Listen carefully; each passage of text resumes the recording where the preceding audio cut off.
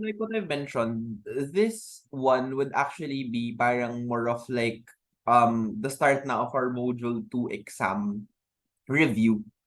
And then I think by tomorrow it's really probably just gonna be like consultation hours that I'll open for anyone that has questions.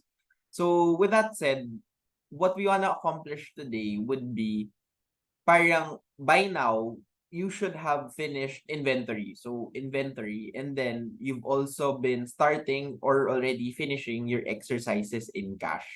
So today, what will be discussed would be supposedly we should have had two quizzes this week. But because of external factors, we can't do face to face. So parang for the sake of everyone, what we decided to do is lahat ng pwedeng maging quiz, we're just sharing you as additional exercises so that you have a better idea of what to imagine in terms of the exam. For those that are worried about their quiz grades, we will look and create a special quiz on one topic in module 2 to be able for us to be able to give you a chance to make up for your quiz grade. So, with that said, today, what we're going to be focusing on would be the two quizzes, the chapter 6, quote unquote quizzes, the chapter 6, mastering inventory, and also your cash.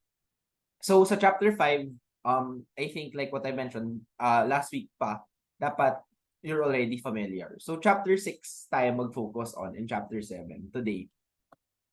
So, in chapter 6, like what I've mentioned, there are 5 things that you need to study.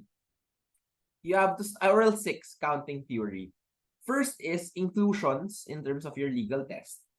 Second would be cost flow assumptions.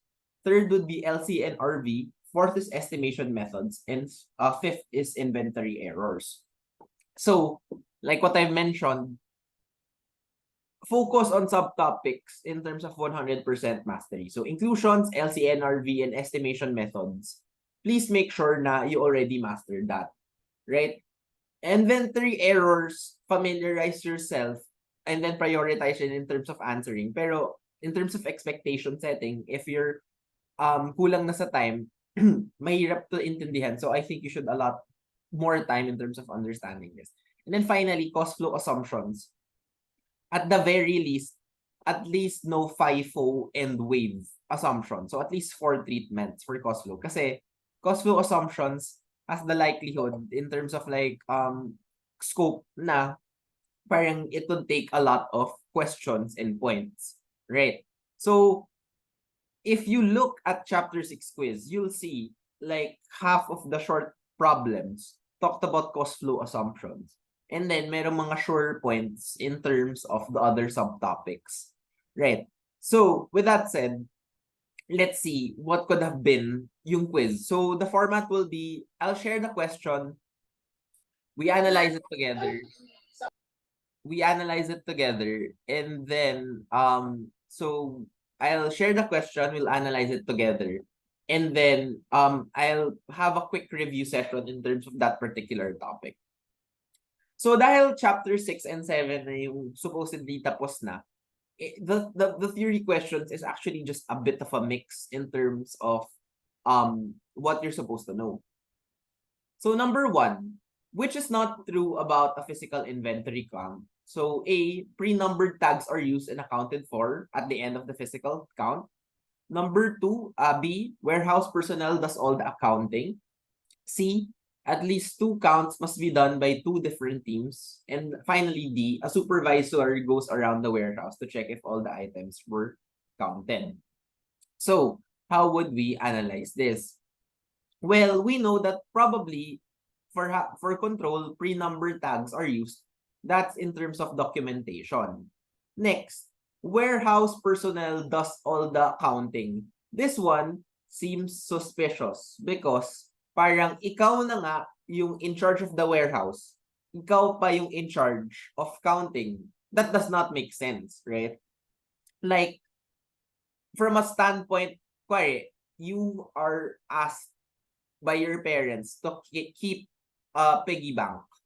And supposedly, every month, dapat may laman yung, let's say, 100 pesos. Your parents don't physically count it. Your siblings don't physically count it. Ang tinatanong lang sa'yo ng parents mo would be, nandun ba yung 100 pesos inside the piggy bank? And of course, dahil ikaw yung may hawak, you can just say whatever you want. Whether it's still there, whether it's not there, you can just say 100.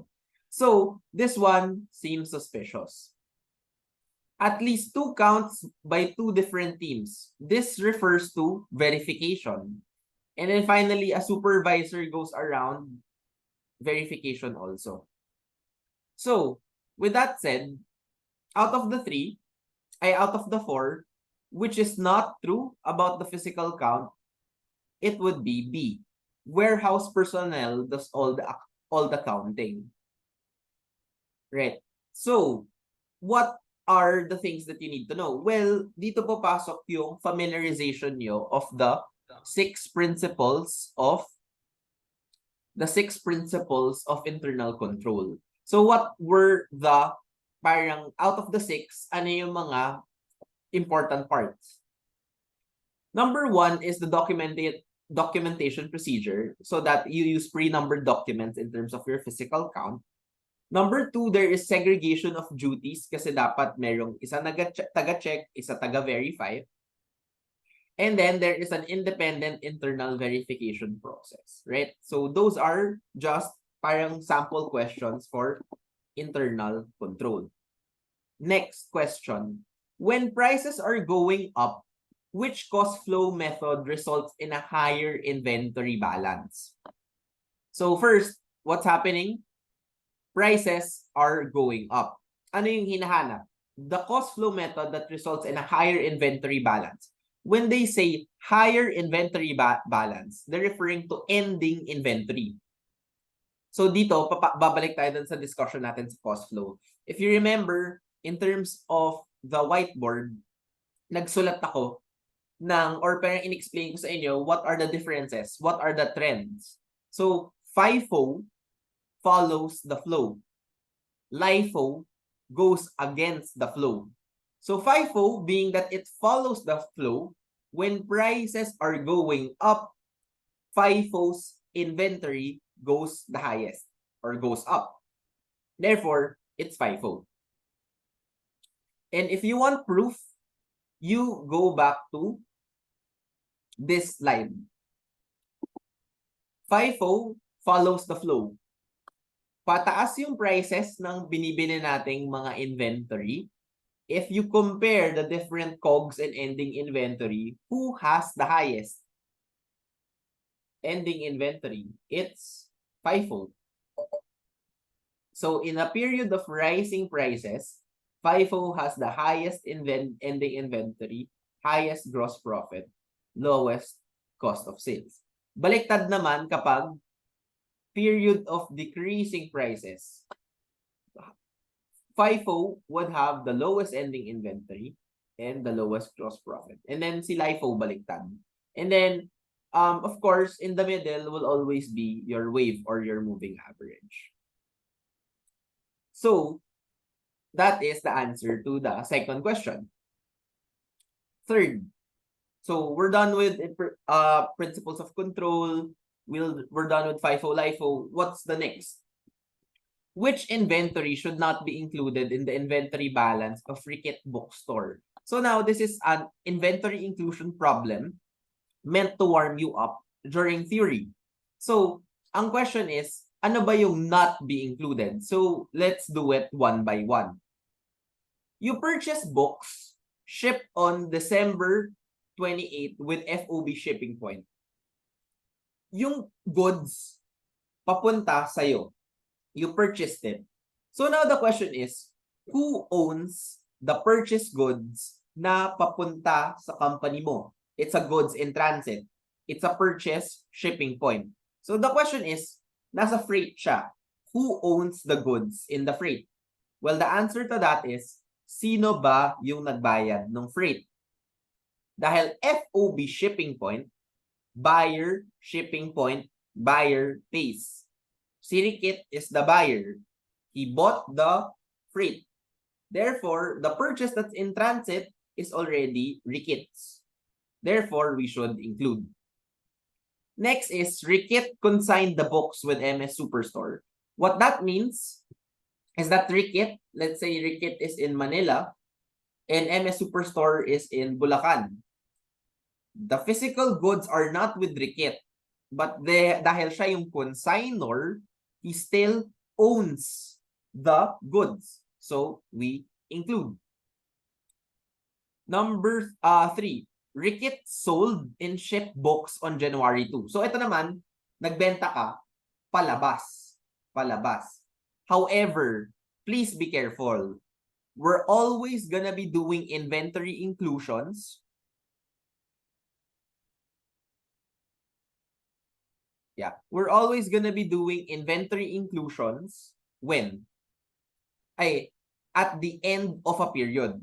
Dahil December, ang cut-off point natin is December 31. So when it was sold and shipped on January 2, technically, what it's saying is, nung December 31, December 2 pa siya shinip.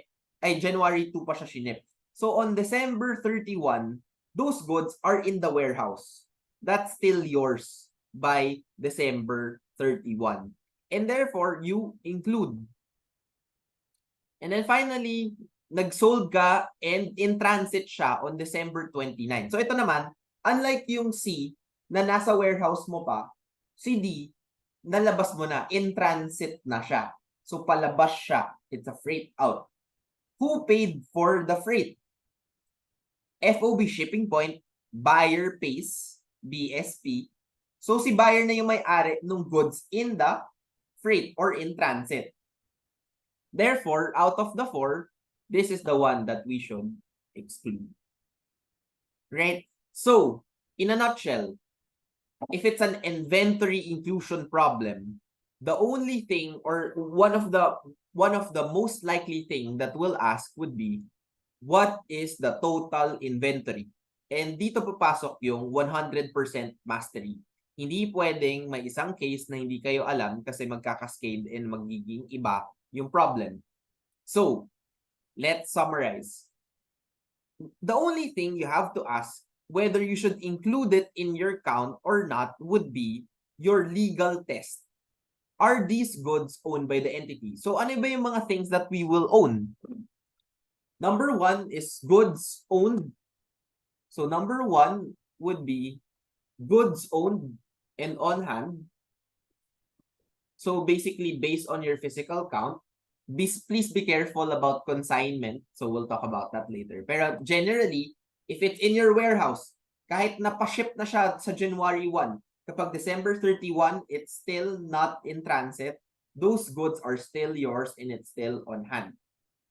Now, there are only 2 scenarios wherein the goods in transit are yours. Pag nag-purchase ka, and you're the buyer, and its shipping point, you include. Because, in transit, sino nagbayad ng freight? Pag shipping point, si buyer. So, sa'yo yun.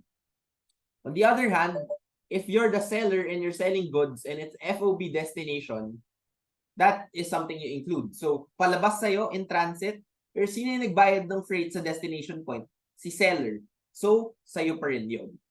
Right?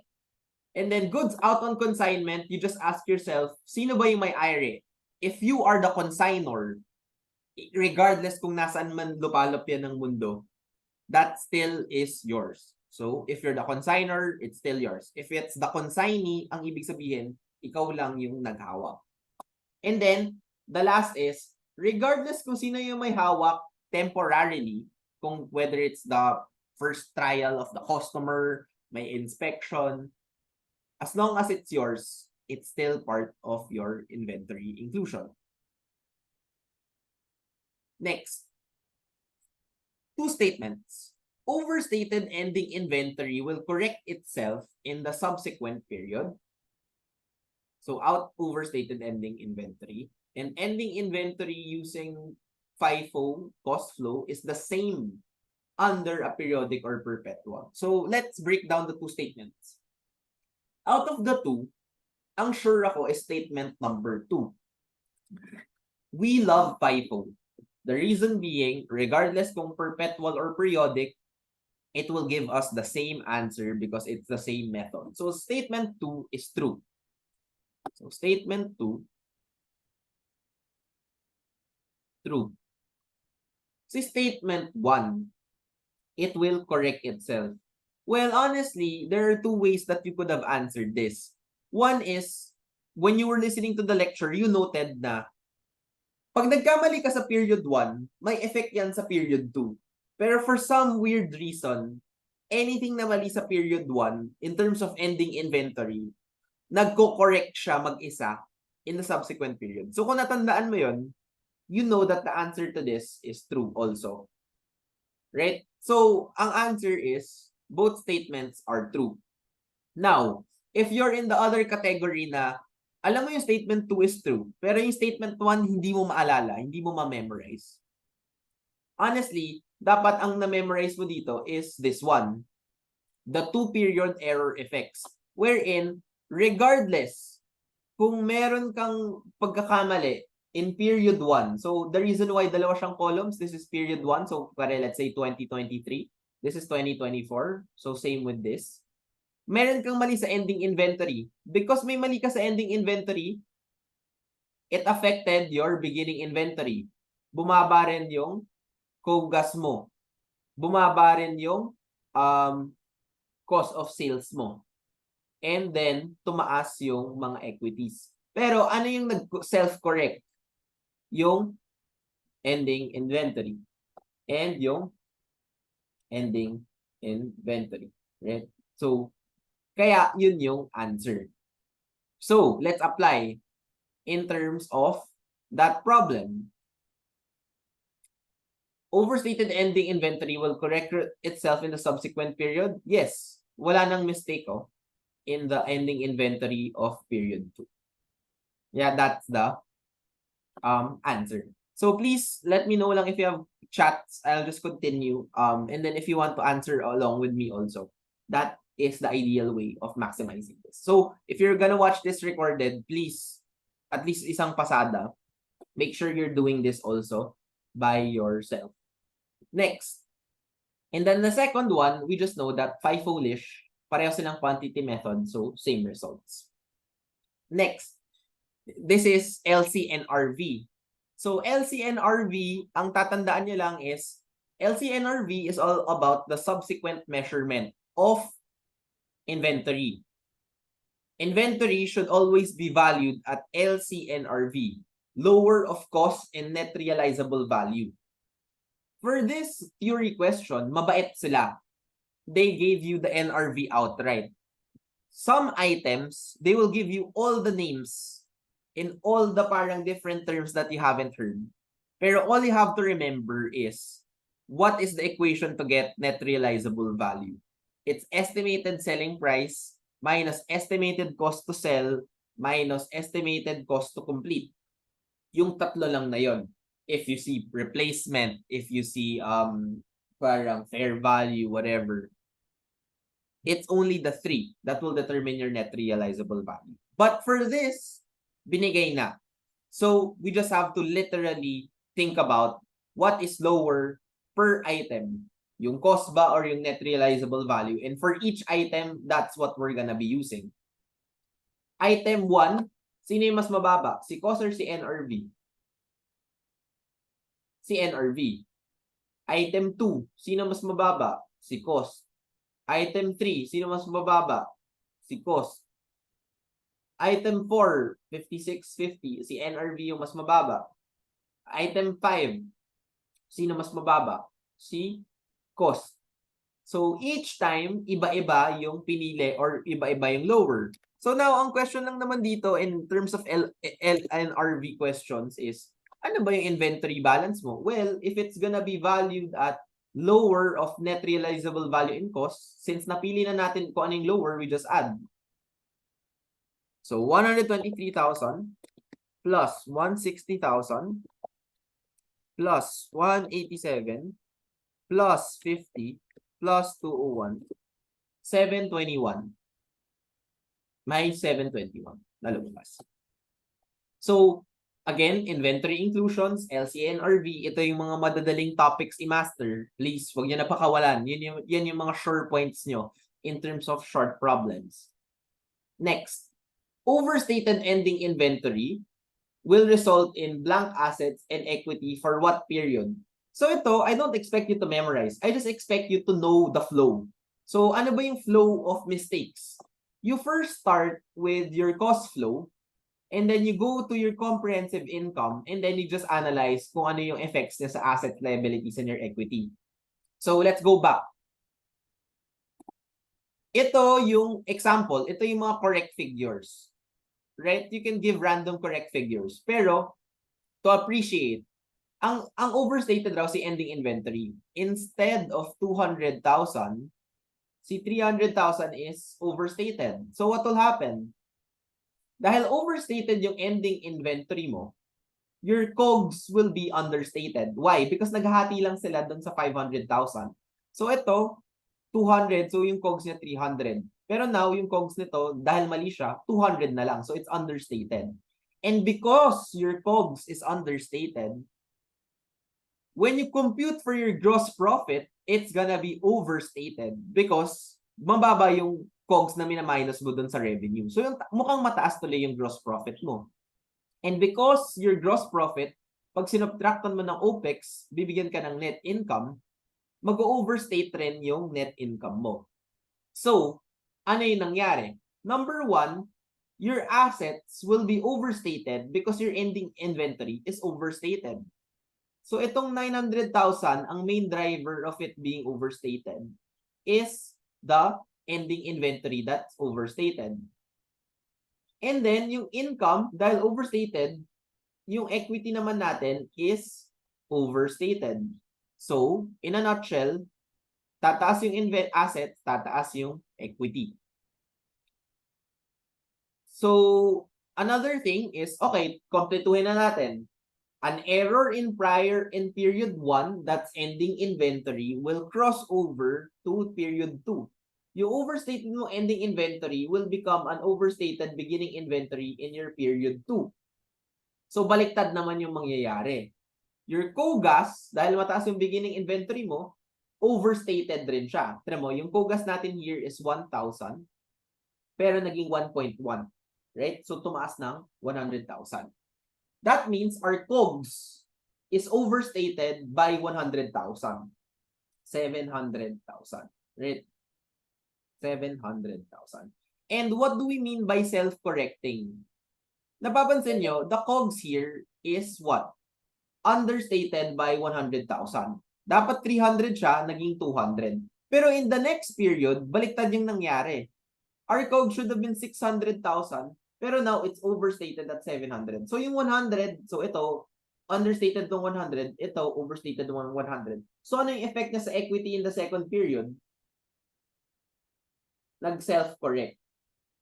1.5 yung equity mo, 1.5 pa rin yung equity mo. So, any errors in your ending inventory will self-correct. Right. So, we're done now with the COGS. So, overstated yung COGS. So, if you go to the comprehensive income, overstated yung COGS mo. So your gross profit, so yung 2 million, rather than subtracting 600,000, you're subtracting 700,000. So yung gross profit mo is understated.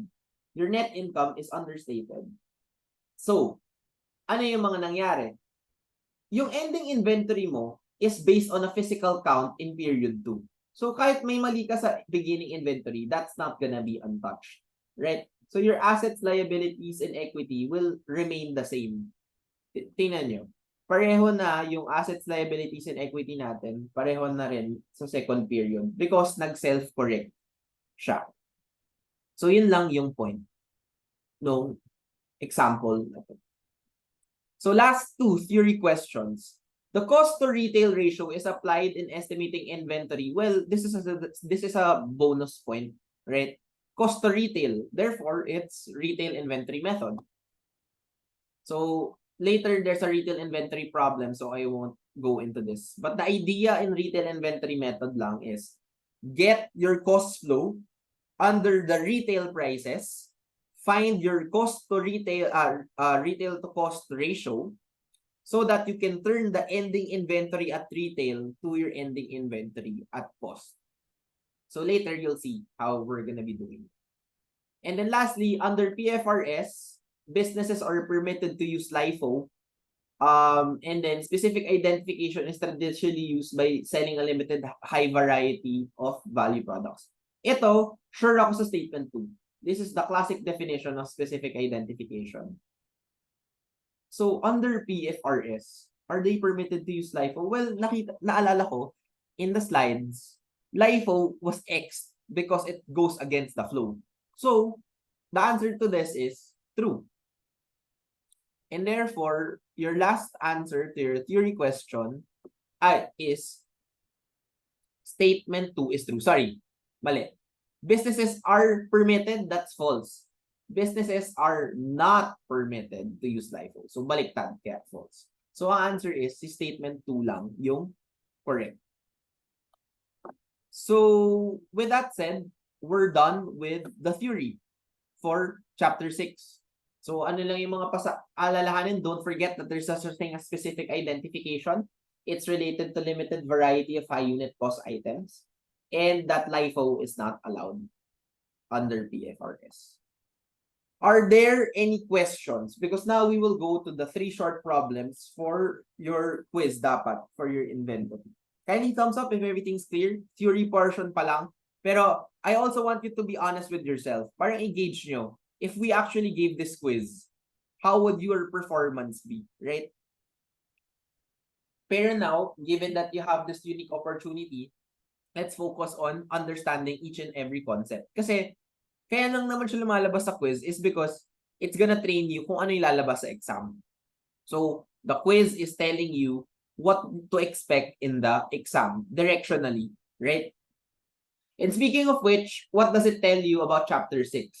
Well, out of the 6 short problems, 4 out or 8 points out of the 16 or 50% talked about cost flow.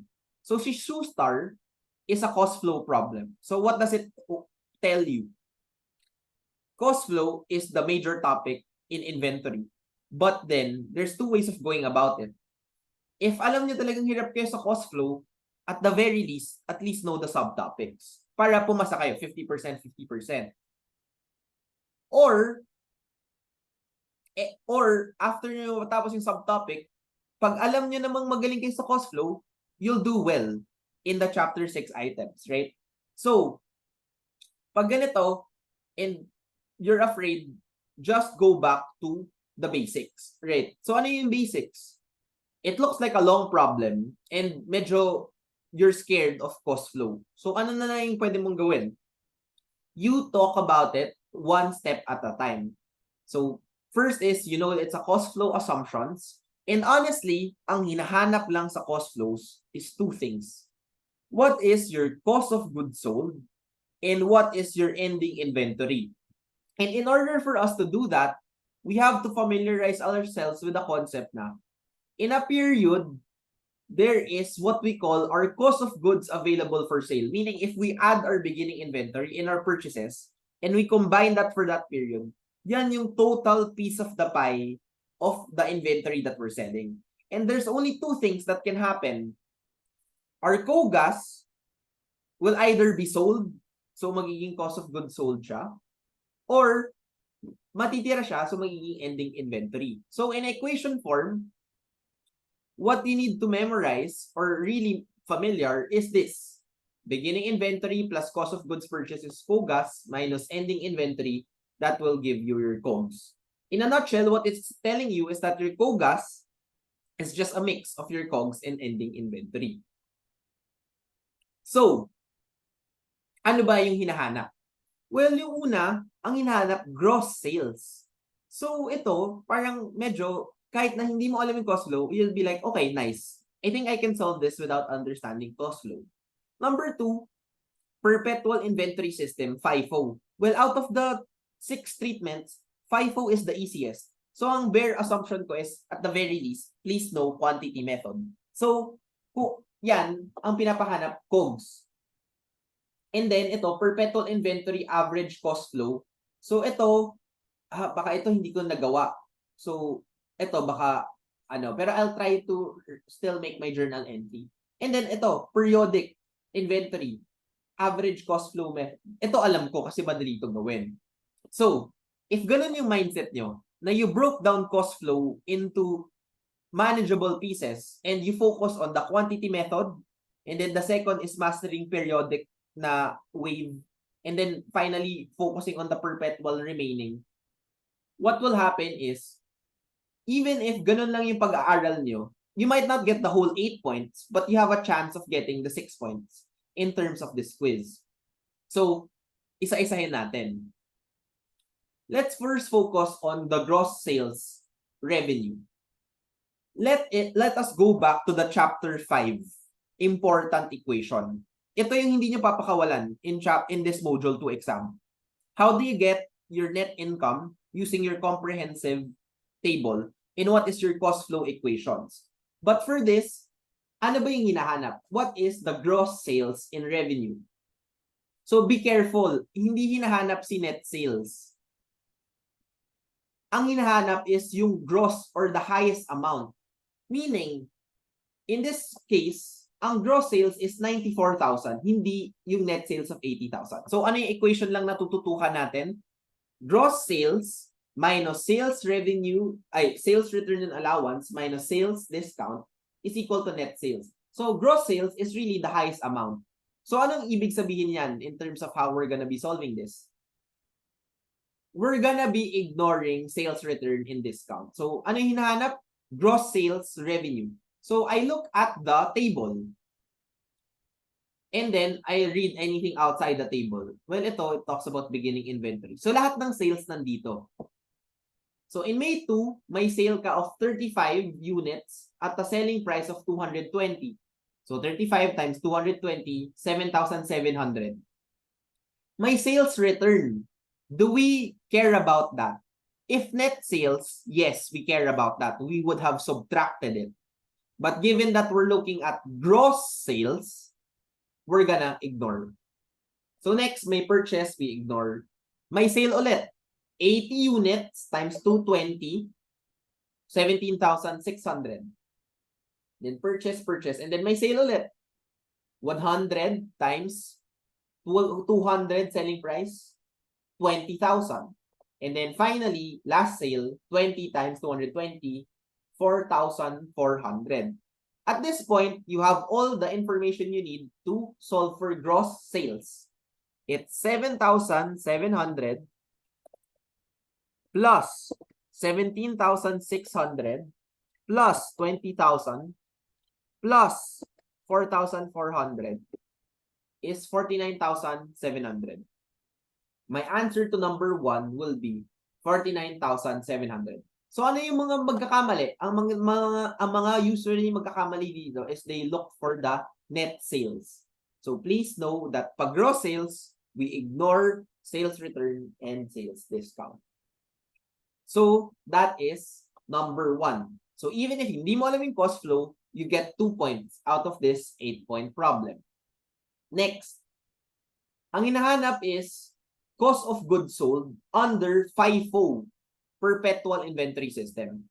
And we love FIFO. Why do we love FIFO? Because it uses the simplest method, the quantity method, and same result. So I'm telling you, wag yung papakawalan si cost flow. At the very least, no quantity method. So this is your first priority. Master this. Your second priority is understand wave under periodic.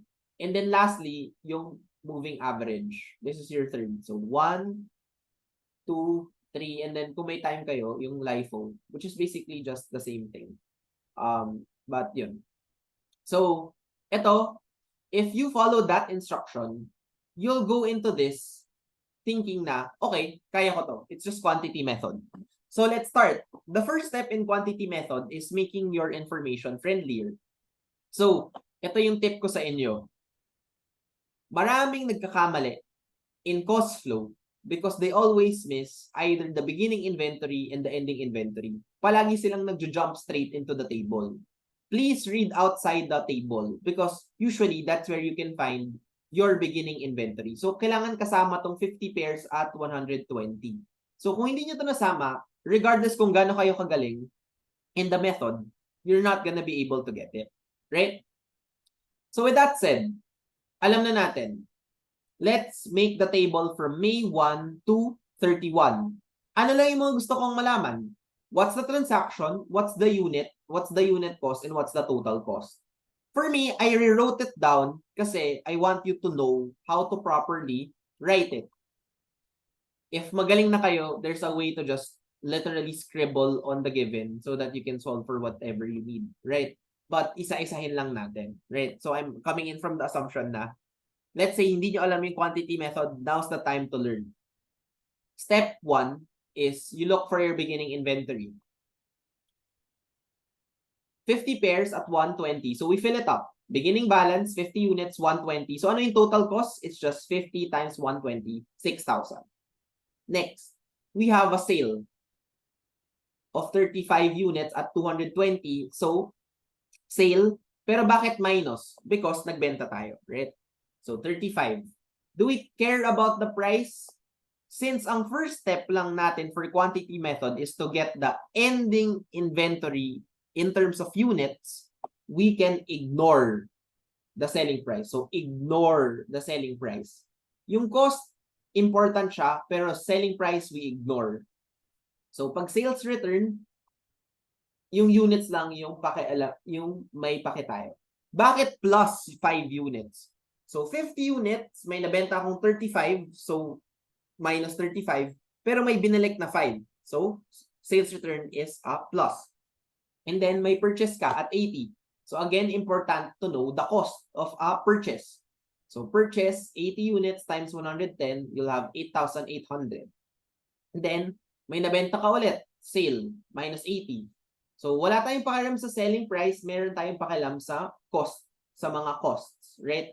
And then, you'll have purchase at 140. So, 140 times 100, you'll have 140,000.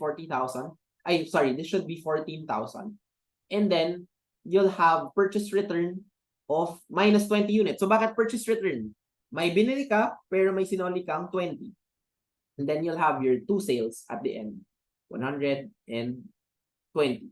So, at this point, sorry, better to correct. This one. Oh, sorry. 140, 740.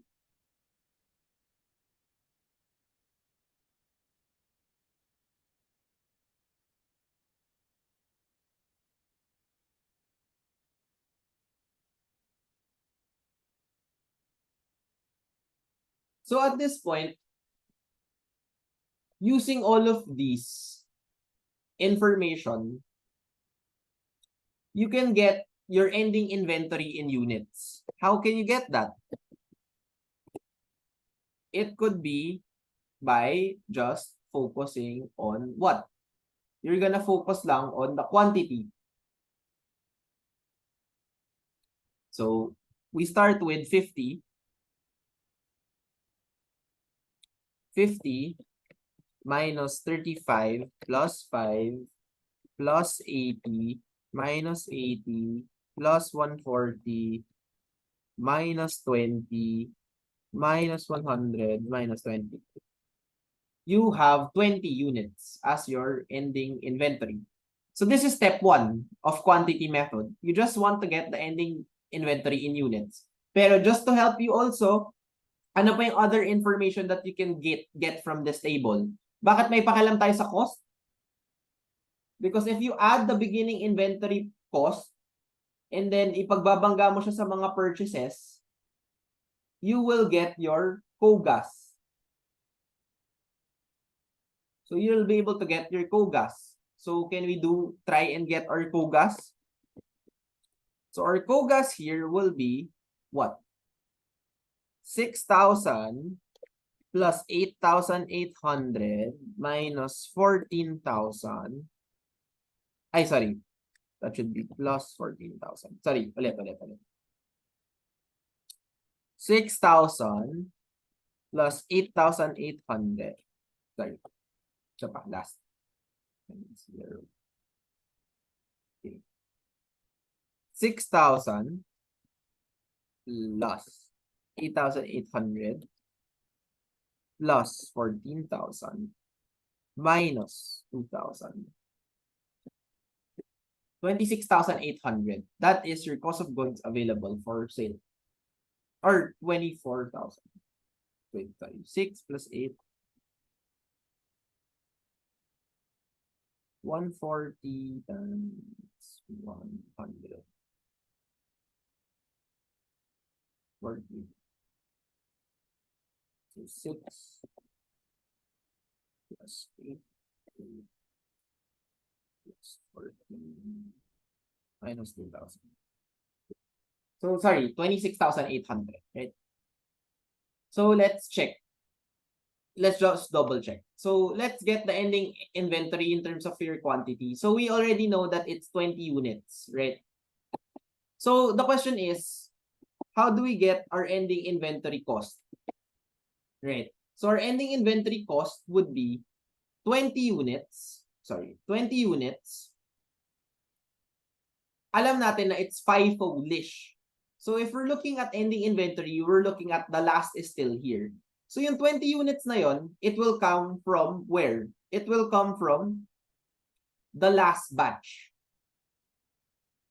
LIFO. Last is still here. So FIFO, ang una niyang binibenta ay si beginning balance, si purchases. So ang matitira, itong last at 100. So we use 100. So 20 times 100, our ending inventory is 2,000. Our ending inventory is 2,000. And then coming from here, we know that our COGAS is 26,800. So apologies, mali yung initial figure. This should have been 26,800.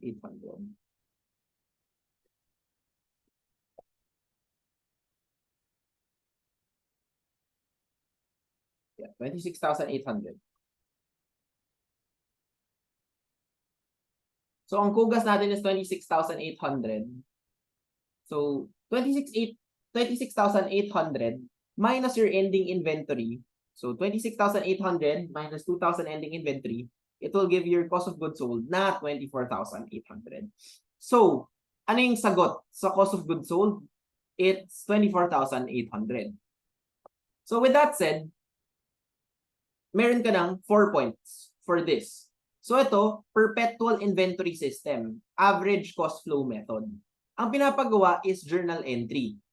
So ano ba yung May 12? Yung May 12, nagkaroon ng sale at 80 units at 220 selling price. Dahil sale and dahil perpetual, we know dalawang journal entries nito. One to recognize the sale, another is to recognize the cost of goods sold related to the sale.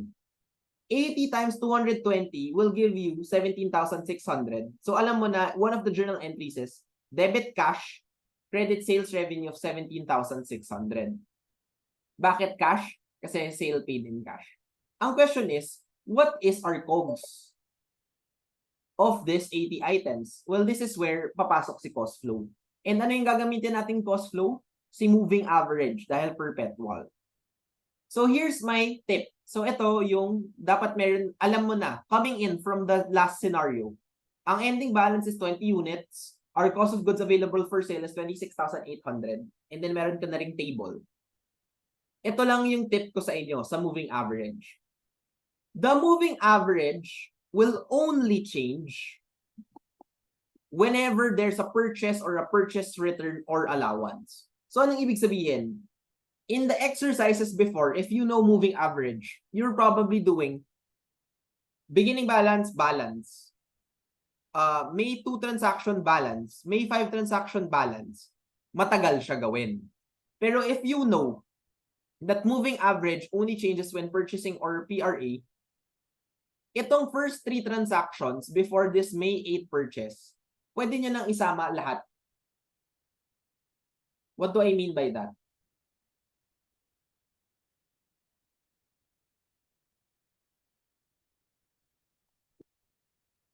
Wait, sorry, nag-hang out.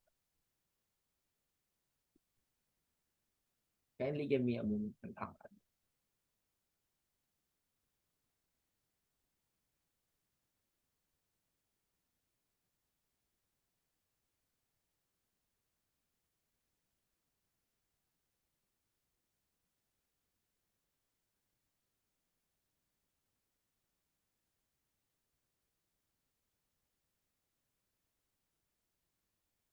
There.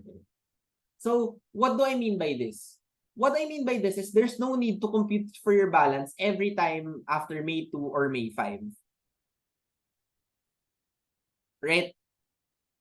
You can just jump straight na, okay, 50 units minus 35 units minus plus 5 units is 20 units, 120 yung CPU niyan. At so 2,400 yung balance. Hindi nagpapalit yung, so your moving average will start at your initial unit cost. Mag-iiba lang yung unit average mo whenever there's a purchase. So we got our balance before the May 8 purchase. So ano mangyayari? Next step is, let's down the new purchase. So 80 units at 110. So 8,800. So let's get our balance after that purchase. 100 units na tayo, pero our total cost is 11,200. So now that's when the average will move. And the average will be what?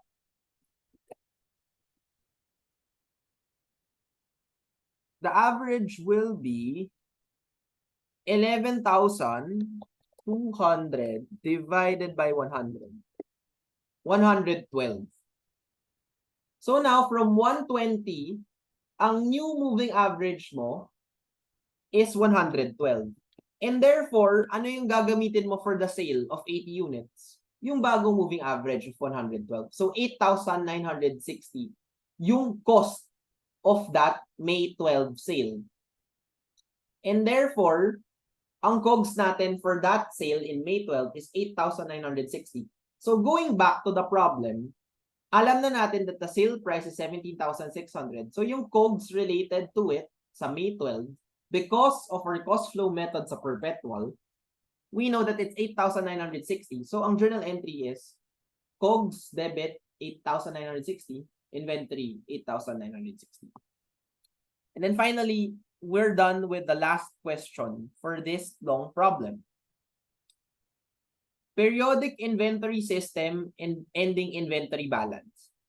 So again, this is your second priority when it comes to learning the cost flows. So ito, madali lang to. Bakit siya madali? It's because after 4 questions, marami na tayong alam about the problem.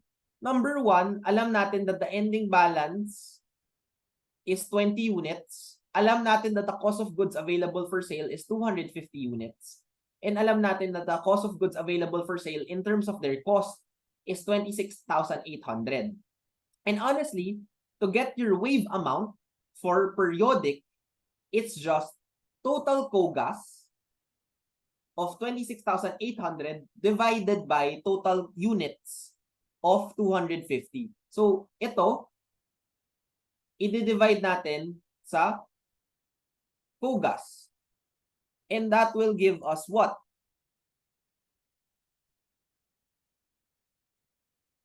That will give us what? 26,800 divided by 250, 107.2. That will be our wave unit for periodic. And then we're basically done with the hard part. So now, yung ending in balance is 20, 230 yung nabenta, 250 yung units. So, i-multiply mo lang siya ng 107.20 lahat. It will give you this breakdown. Out of the 26,800, yung ending balance is 2,144. And your cost of goods sold is 24,656. So, ano ba yung tinatanong ni problem? Ending inventory. So, alam natin that the ending inventory there is 2,144. Are there any questions? So kindly message in the chat if there are any questions. But if not, we can go to the next problem. So, tapos na yung 8 points. Lahat yon cost flow. The next point, the next 2 points is just a question on the gross profit method and your familiarization on how to use it. Sa gross profit, if you know the estimation, meron niyang gross profit on sales or gross profit on cost. If hindi explicit yung problem, the answer is, the default is gross profit on sales. So, with this, ano lang yung pinapahanap for this? With a gross profit rate of 40%, how much raw yung ending inventory natin. And babalik ka to yung cost flow equation natin. Ang hinahanap is itong ending inventory. Another way of looking at this equation is pagbaliktarin mo. Kunin mo muna si COGS, i-divide mo si COGS minus your COGS, it will still give you your ending inventory of 310. So, pinagpalit lang natin tong dalawa. They're interchangeable. Right? So, pinagpalit lang. So, now that pinagpalit natin sila, let's fill up using the given. So, beginning inventory, hanapin natin 185,000. Again, kung it's an inventory, the assumption is beginning inventory yan. Purchases, 460,000 minus PRA, 4,000 minus PD, 30,000. Net purchases natin, pag in-add tong tatlo, 426,000. And then freight in, we get 28,000. 426,000 plus 28,000 will give you a cost of goods purchase of 454,000. 454 plus. So 454. So itong lahat na to, ginawa lang natin to get our cost of goods purchase. So that beginning inventory 185 plus cost of goods purchase 454 will give you 639 cost of goods available for sale. Now, ang next nyo hanapin, COGS. Pero wala. Walang COGS, walang ending inventory. So ano pa yung binigay ng problem? Well, ang binigay pa ng problem is yung gross profit rate. And let's review. The gross profit rate is given by gross profit divided by net sales. So for this equation, it was 337,500 gross profit over net sales. So 37,500 over net sales, hindi gross sales. Hindi ito, it's net sales, right? So 98,000. It will give you a gross profit rate of what? 40%. Ay, 38%. So in this equation, may mga unknowns tayo. But we know that our gross profit rate is 40%. So we just fill in the missing amounts. Number one, ano yung net sales natin? Our net sales would be sales revenue of 890 minus sales return allowance of 8 minus sales discount of 54. Our net sales would be 828,000. So alam natin na 828,000 to. How do we get our gross profit? X divided by 828 is equal to 40%. So solving for X, it's just 828,000 times 40%. 828,000 times 40% will give you 331,200. That will be your gross profit. Gross profit. So, gross profit.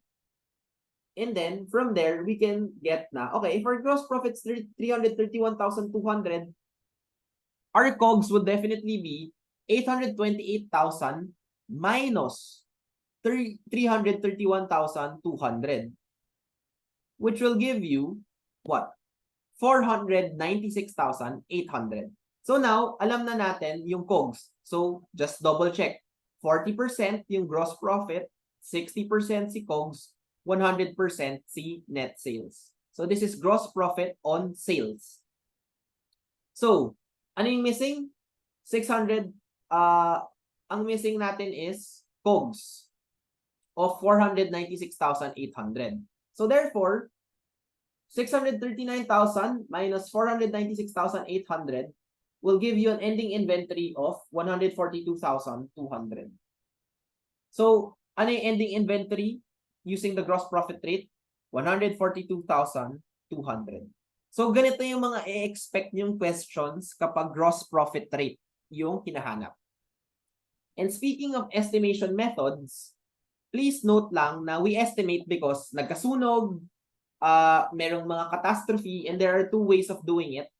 Gross profit method, retail inventory method.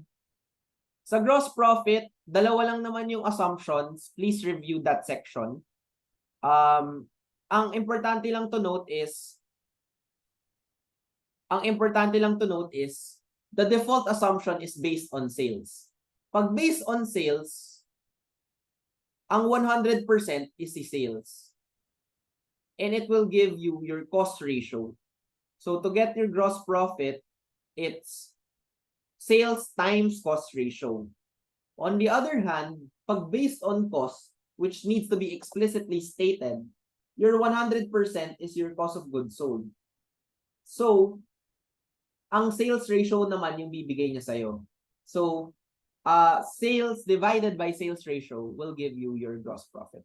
So, I will leave that to you as your homework. So, please familiarize yourself in terms of the two methods.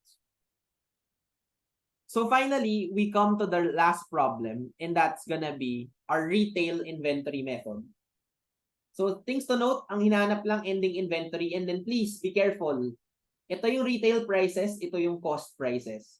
Another way of looking at it is kung sino yung mas malaking figures, yun yung retail price, because your selling price should be higher than your cost. Your selling price should always be higher than your cost kasi nagbebenta ka eh, right? So let's go to the retail inventory method. Right. Step 1. So ito yung step by step. Create your cost flow matrix. So ito yung cost flow matrix natin. And then have two, cost and retail. And then from there, we just plug in the given. So beginning inventory muna tayo. Sorry, naghang ulit. Marami.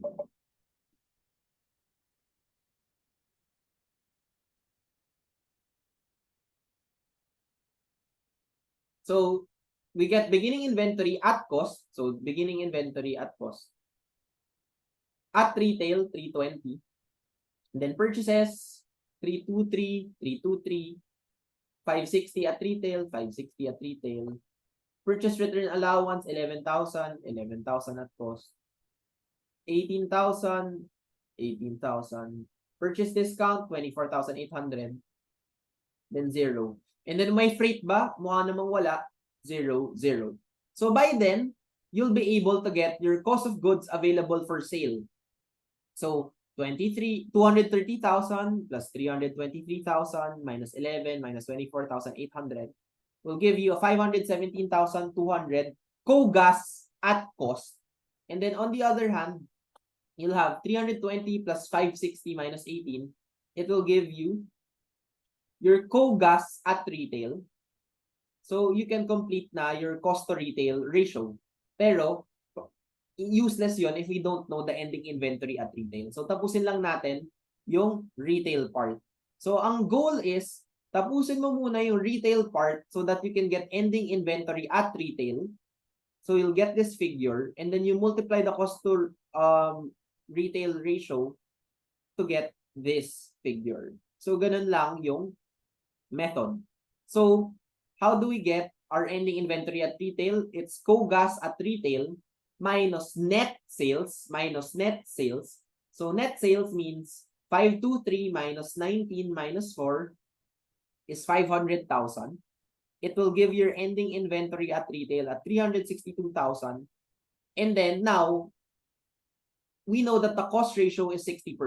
How do we get it again? 517,000 cost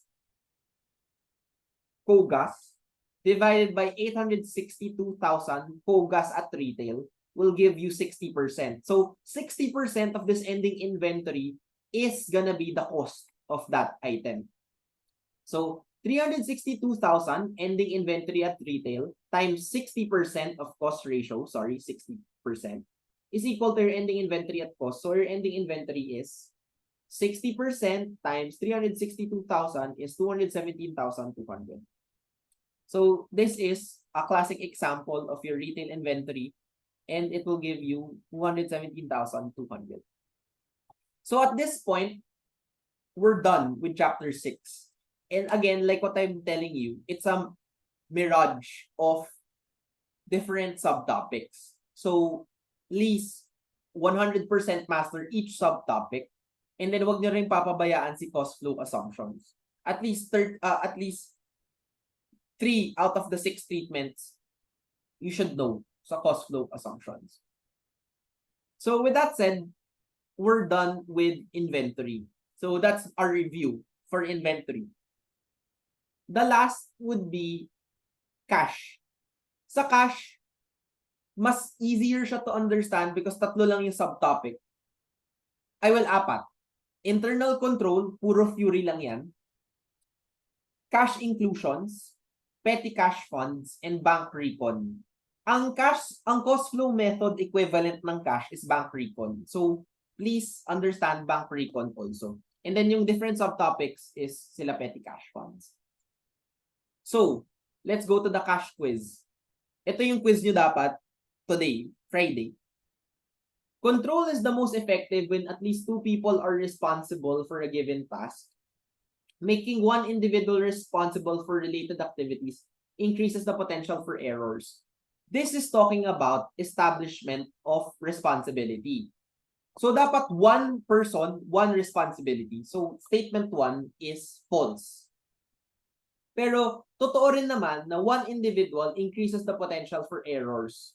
So only statement 2 is true. So we're talking about establishment of responsibility in that question. Next, puro mga internal control yung questions dun sa Fury. So this component of internal control refers to the responsibility of top management. From there, I don't even need to read the rest. I know this is gonna be control environment. Because again, what are your 5 components? Control environment, risk assessment, control activities, information and communication, and monitoring. And control environment is all about tone at the top or top management. Right? So, for that question, if it's top management, it's control environment. Next. Daily cash counts done by cashier is an application of what principle of internal control? So we have 6. But out of those, this is a classic example of independent internal verification. Because every time may verify ka or review of data prepared by your employees, that would fall under independent internal verification. Number 4, the principles of internal control do not include HR controls, internal verification, management responsibility, establishment of responsibility. So, out of this 4, na pag-usapan na natin sa independent internal verification, establishment of responsibility.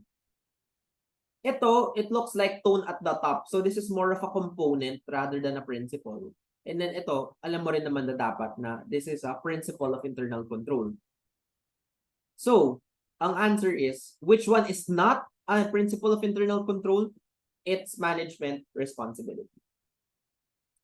So, with this, please know at least the 6 principles, and then pag may binigay na scenario, which of these 6 principles will take into effect. Next, 5.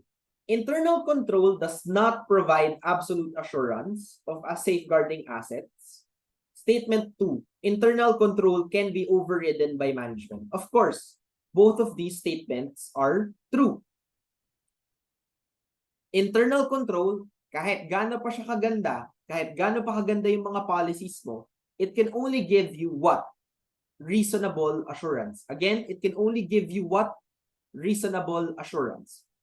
Because kung sino yung nag-set ng procedure, they can also circumvent it, right? So, they can override.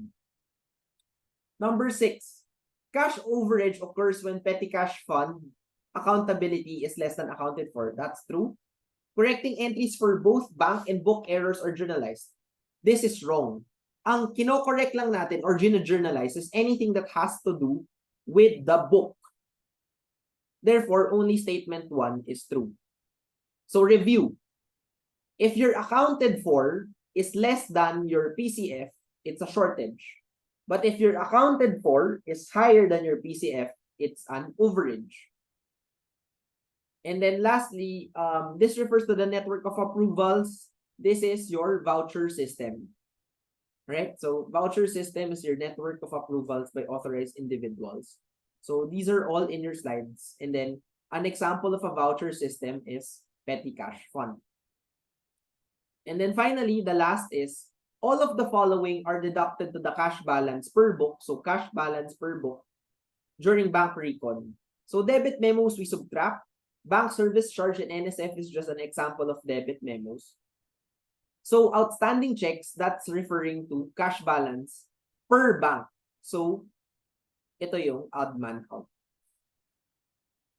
So we'll review naman bank recon. Pero the idea behind bank recon is, you have your cash per book, you add your bank credit memos, you subtract your bank debit memos, and then you'll get your correct cash balance. Sa bank naman, you add your DIT, you subtract your outstanding checks, and then any errors so that you can arrive with your correct balance.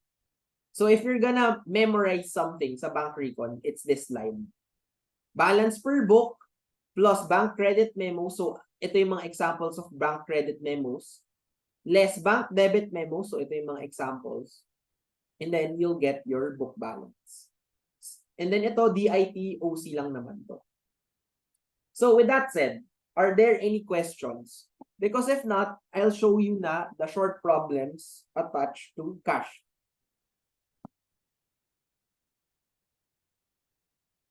So if none, there were 6 questions supposedly for your cash quiz. And it was divided into 3 problems. Ano yung 3 major problems? Cash inclusion, petty cash fund, bank recon. So in cash, it's 33% cash inclusion, 33% petty cash fund, 33% bank recon. So those are your 3 major subtopics. So let's go to the cash inclusion. Ang pinapatanong lang naman is, ano ba yung cash balance? And ano yung total assets? So how do we do this? Basically, this is just a review na ano ba yung mga cash and cash equivalents natin. So we break it down into your cash equivalents and your cash components. So ang importante lang naman sa cash equivalents is that it should be purchased 3 months before maturity for it to count as a short-term, highly liquid, readily convertible. So these should be cash equivalents. So ang importante is the 3-month rule. The next step is dapat memorize or master nyo na yung different concepts on your cash on hand, cash in bank, and cash fund. So, ang gagawin ko is, ito yung given, I'll make 3 columns. What is my total cash? What is my total assets? And what are others? So, mga liabilities and equity. Isa-isahin natin. Cash on hand.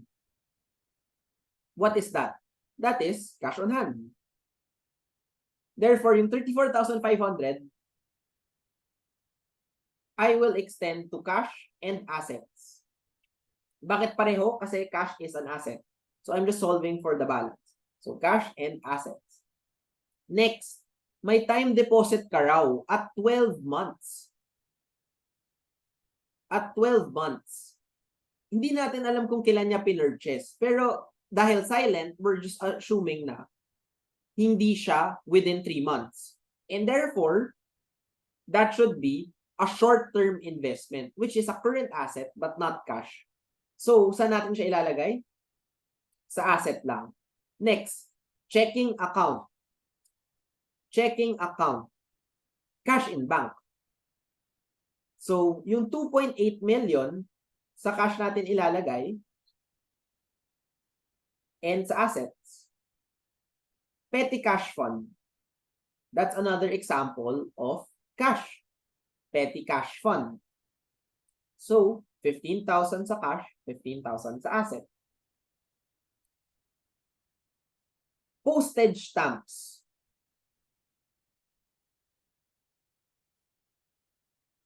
Postage stamps are not cash. They are current assets. Specifically, prepaid assets. So, wala siya sa cash, pero meron siya sa assets. 6,000. Next, post-dated check from the customer. What it's saying is, meron kang cheque na receive mo kay customer. So, isipin mo, if it was a proper check, tataas yung cash mo. But since it's post-dated, You cannot encash this yet. So pera mo ba siya? No. Utang pa rin siya ni customer. So 30,000, the post-dated check is a receivable. It's not cash. It's a 30,000 receivable under asset. Same idea with not sufficient fund. May binigay sa yung check, kala mo cash mo na. Pero, dahil tumalbog, receivable mo pa rin from the person. So, this NSF check is a receivable also. So, 80,000 rin sa may asset side. Next, meron raw overdraft. Saan yung overdraft? The overdraft is in Federal Bank. Meron pa ba akong ibang account sa Federal Bank? Well, ito, Burbank. So, hindi. So, this overdraft, wala akong pwedeng i-offset. This 85,000 is gonna be my liability. So, it's gonna be in the others. Sorry, this should be 85,000. Bond sinking fund automatic, it's a cash fund for non-current asset purposes. So, non-current siya. So, 550 is in the asset side. Payroll fund, alam natin, automatic. This is for current purposes. So, this is cash fund. So, 110 sa cash and 110 sa assets. Check payment to supplier pero unreleased. So, nagsulat ka ng check pero hindi mo pa binigay sa supplier. Kaninong pera yon? Sa'yo. Cash on hand.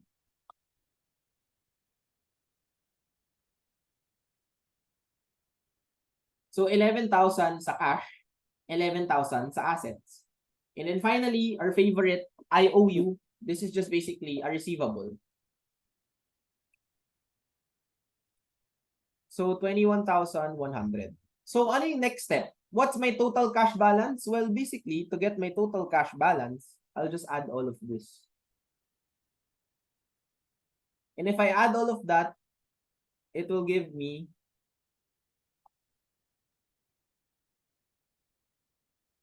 3,060,500. And then to get my total assets, it's adding these ones. And if you add all of those, that will give you 3.9 million, 3,977,600. And that will end 1/3 of your cash. So that's cash inclusion. Right?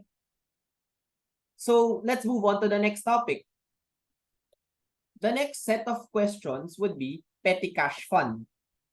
And sa petty cash fund, honestly, ang tatandaan nyo lang naman is the journal entries. So ano yung mga important concepts? There's a journal entry to establish the fund. Please remember na kapag nagbabayad ka from the fund, walang entry. Ang pakialam mo lang is pag may replenishment. So replenishment. Yung mahirap lang is sa replenishment. Sometimes, in the replenishment, merong overage or shortage. Right? And then finally, there are times na you increase or decrease the fund. So with that said, ito yung given. So ito yung given, si Yorktown. It said, journalize the transaction on September 10. So titingnan tayo, ano ba nangyari sa September 10? Nagbayad ka raw ng entertainment expense, ng recreational expense, and delivery expense nung September 10. Ano yung journal entry? Well, because it's petty cash fund, you go back to your theory. Whenever you make payments from the fund, hindi ka mag-journal entry. So, ang answer dito is 0. No entry. Next. So, ang mag-journal entry ka lang dun sa replenishment on September 15. Next is September 30. Nag-replenish ka raw ng petty cash fund on hand of 830. So, there are two types of people. There are people na kung September 30 yung hinahanap, they'd feel more confident na gagawa sila ng journal entries from September 2 to 27. But for me, my expectation is na master niyo yung PCF, so I'll teach you a shortcut to save you time in the exam. Kapag ang hinahanap lang naman sa inyo is replenishment, ang importante to know is how much is the fund? How much is the fund at that moment in time? So in order for you to know, you go back to number 1, kailan na-establish yung fund? September 1. Nung na-establish, ang total PCF is 8,000. And then, it will go about its usual petty cash fund things. Magkakaroon ka ng replenishment. So by September 15, your PCF should be at 8,000 pa rin. Right? And then, nung September 17, nag-increase raw to 10,000. So, ito yung mga common mistakes. Nag-increase yung PCF to 10,000. So, meaning, hindi siya 8,000 plus 10,000. It's not like that. It's 8,000 plus 2,000 to increase to 10,000. So, anyways, ang importante lang is, after September 17, our petty cash fund should be balanced is at 10,000. Knowing that, we can now jump into replenishing that petty cash fund. Ano ba yung journal entry? In order to replenish the fund, it's gonna be a compound journal entry. Step 1, get your credit in cash. So how do you do it? It's the 10,000 dapat yung laman ng fund, and then titingin ka sa box. Ilan ba yung cash on hand ko dito? 830. So if I'm gonna issue a check of cash, so may credit cash ako, to replenish that to 10,000, all I have to do is 10,000 minus 830. So 10,000 minus 830 is 9,170 in cash. So meron na tayong credit, which is 9,170. From there, titingnan na lang natin yung mga debits. May meal expense, so that's gonna be meal expense. Merong delivery expense, so 1,700. May gas allowance expense of 2,910. And then may miscellaneous expense of 1,050. Step 3 is, check nyo, balanced ba si debits and si credits? Well, if you add this 4, it will give you a debit of what? 9,780. Versus, yung credit mo right now is 9,170. So ano yung kulang?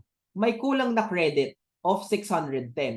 So usually, that's gonna be cash over and short.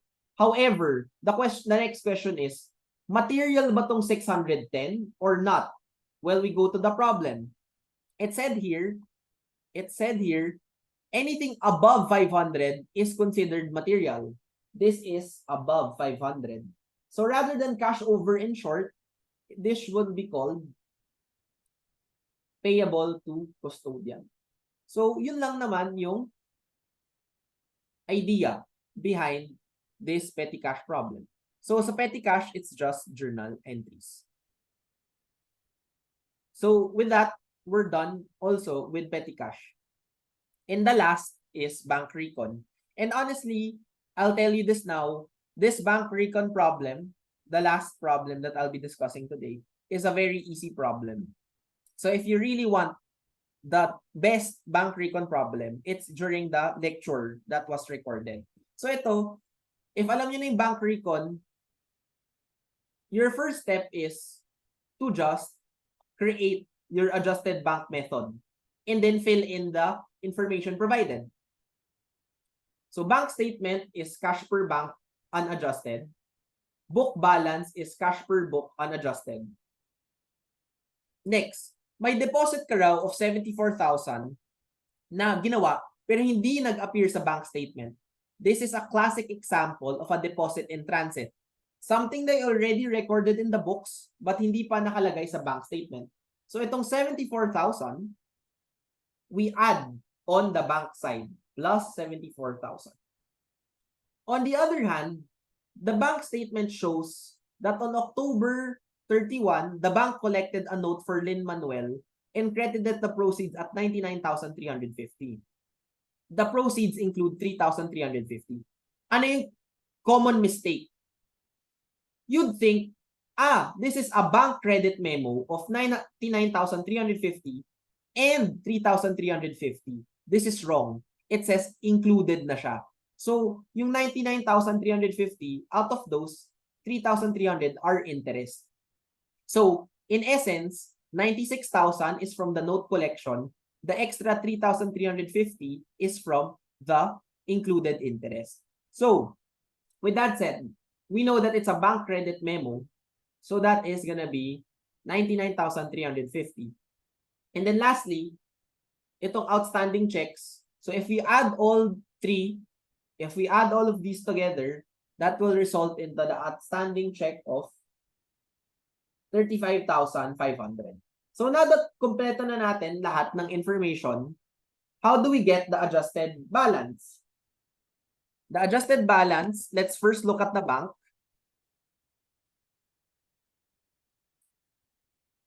1,078,190 plus 74,000 minus 35,500 will give you 1,116,690. That is your correct cash balance. So, let's test kung pareho lang rin sa cash per bank, ay cash per book. Sa cash per book, 1,017,340 plus 99,350, same. So, nakapag-reconcile tayo. 1,106,690. The last step is journal entry. Again, ang journal entry, we only focus on the book side. Ano yung steps in order to make the journal entry? Step 1 is get the correct 1,116 minus 1,017, the unadjusted, you'll get a positive 99,350. Dahil positive to, we will have a debit cash in bank of 99,350. Ano yung nag-affect? It's just basically the collection of the note and the interest. So, yung remaining credit mo would be accounts receivable 96,000, interest receivable 3,350.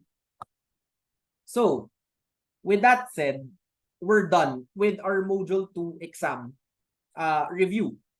So, for those that stayed, I'll upload the recording. I'll upload also the questionnaires in Ovle by lunch. Dahil we already had our review and I already gave you your exercises, tomorrow, consultation hours na lang tayo for the exam. So if you have if you want to consult, send me an email or send me an invite anytime tomorrow, and then I'll prepare.